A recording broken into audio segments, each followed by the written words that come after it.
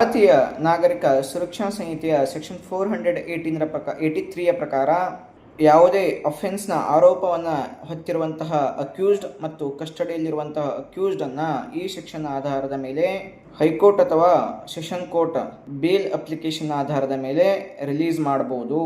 Necessary ಅನಿಸಿದ್ರೆ section 483 subsection 3ನ ಕಂಡೀಷನ್ಸ್ಗಳನ್ನು comply ಮಾಡೋದಕ್ಕೆ direct ಕೂಡ ಮಾಡ್ಬೋದು.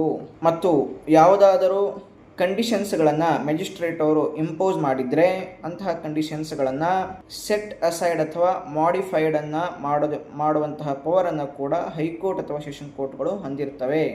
ಆರೋಪಿಯ ಮೇಲೆ ಇರುವಂತಹ ಒಂದು ಅಪರಾಧಗಳು ಏನಾದರೂ ಸೀರಿಯಸ್ ನೇಚರನ್ನು ಹೊಂದಿದರೆ ಲೈಫ್ ಇಂಪ್ರೀಸನ್ಮೆಂಟ್ನ ಪನಿಷ್ಮೆಂಟ್ಗಳನ್ನು ಹೊಂದಿದರೆ ಬೇಲ್ ಅಪ್ಲಿಕೇಶನನ್ನು ಆರ್ಡರ್ ಮಾಡೋದಕ್ಕಿಂತ ಮುಂಚೆ ಅದರ ನೋಟಿಸನ್ನು ಪಬ್ಲಿಕ್ ಪ್ರಾಸಿಕ್ಯೂಟರ್ ಅವರಿಗೆ ಕೊಡಲಾಗುತ್ತೆ. ಅವರ ಅಬ್ಜೆಕ್ಷನ್ಸ್ಗಳನ್ನು ರಿಸೀವ್ ಮಾಡಿಕೊಳ್ಳಲಾಗುತ್ತೆ. ಅದರ ಆಧಾರದ ಮೇಲೆ ಬೇಲನ್ನು ಕೊಡಲಾಗುತ್ತೆ. ಬೇಲ್ ಅಪ್ಲಿಕೇಶನ್ನ ಹಿಯರಿಂಗ್ನ ಸಂದರ್ಭದಲ್ಲಿ ಅಪ್ಲಿಕ್ಯಾಂಟ್ ಪ್ರೆಸೆಂಟ್ ಇರಬೇಕು ಅಥವಾ ಅದನ್ನ ಪರವಾಗಿ ಆಥರೈಸ್ಡ್ ಪರ್ಸನ್ ಪ್ರೆಸೆಂಟ್ ಇರಬೇಕು. ಕೆಲವು ಸಂದರ್ಭಗಳಲ್ಲಿ ಹೈಕೋರ್ಟ್ ಅಥವಾ ಸೆಷನ್ ಕೋರ್ಟ್ ಈ ಸೆಕ್ಷನ್ ಅಡಿಯಲ್ಲಿ ಬೇಲ್ನ ಮೇಲೆ ರಿಲೀಸ್ ಆದಂತಹ ವ್ಯಕ್ತಿಯನ್ನ ಅರೆಸ್ಟ್ ಮಾಡೋದಕ್ಕೆ ಅಥವಾ ಕಸ್ಟಡಿಗೆ ತೆಗೆದುಕೊಳ್ಳೋದಕ್ಕೂ ಕೂಡ ಡೈರೆಕ್ಟ್ ಮಾಡಬಹುದು.